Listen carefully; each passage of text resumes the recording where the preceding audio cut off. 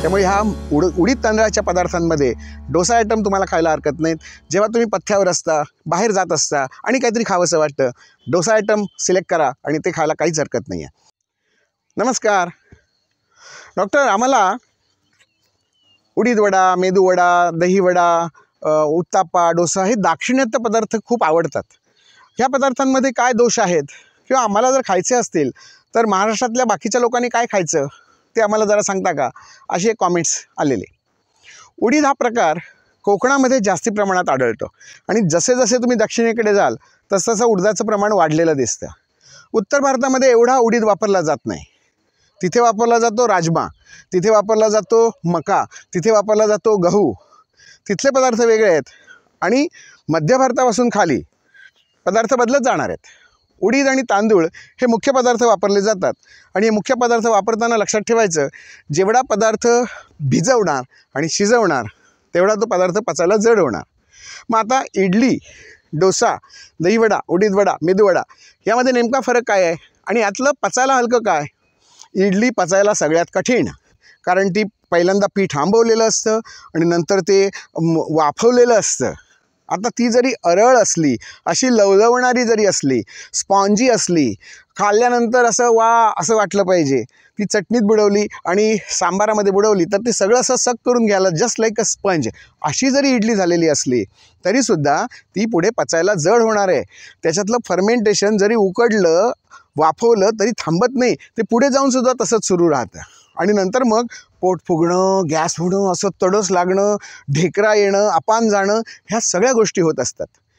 मग इडली किंवा दहीवडा, मेदूवडा, आता दहीवडा, मेदूवडा हे तळले जातात। दहीवडा हा आणखीन पचायला जड, कारण मुळात त्याच्यात दही पण आहे, ते तळल्यानंतर पुन्हा पाण्यात टाकले जातात, ते पिळले जातात आणि दह्याच्या पाण्यात सोडले जातात। आता पुन्हा ते पाणी आत शोषलं जातं। दहीवड्याचं एक बरं असतं की त्याच्यावर थोडीशी मिरीपूड आणि लाल तिखट असं वर्ण घातलं जातं, जिऱ्याची पावडर पण घातली जाते, चाट मसाला पण घातला जातो। याने त्याला थोडासा पचायला हलकेपणा निर्माण केला जातो, पण मुळातला जो काही घट्टपणा आहे, मुळातला जो गुरुत्व आहे, हे आपण नाही ना कमी करू शकत। मग त्याऐवजी डोसा आयटम चालेल। उडदाचा कोणता प्रकार मला चालेल तर डोसा आयटम चालू शकतो। डोसा, मग सगळे प्रकार डोशाचे, मैसूर डोसा, रवा डोसा, प्लेन डोसा, पेपर डोसा, मसाला डोसा, घी डोसा, बटर डोसा, पनीर डोसा, चिली डोसा, अरे किती प्रकार सांगता येतील। हे सगळे प्रकार त्या तव्यावर हे पीठ घातल्यानंतर एकदम तव्याला चिकटून असतं, त्याच्यातला स्पॉन्जीनेस आहे हा पूर्णपणे नाहीसा केलेला आहे। आधीचे जे 3 प्रकार सांगितले, इडली, दहीवडा, मेदूवडा, हे प्रकार मोठे आहेत, स्पोरस आहेत, आतमध्ये जाळी खूप झालेली आहे किंवा हेवीनेस त्याच्यात आहे। तसं डोशामध्ये नाही। डोशाचं पीठ बघितलं तर तेही आंबवलेलंच आहे, परंतु ते तव्याबरोबर डीप फ्राय करून जेव्हा घेतलं जातं त्याला भोकं तयार केली जातात, गॅस होण्यासाठी चान्सच नाही आहे। डीप फ्राय आयुर्वेदाच्या भाषेत खरं पाकी आहेत। कुरकुरीत जेवढा डोसा तेवढा पचायला तो हलका। त्यामुळे ह्या उडीद तांदळाच्या पदार्थांमध्ये डोसा आयटम तुम्हाला खायला हरकत नाहीत।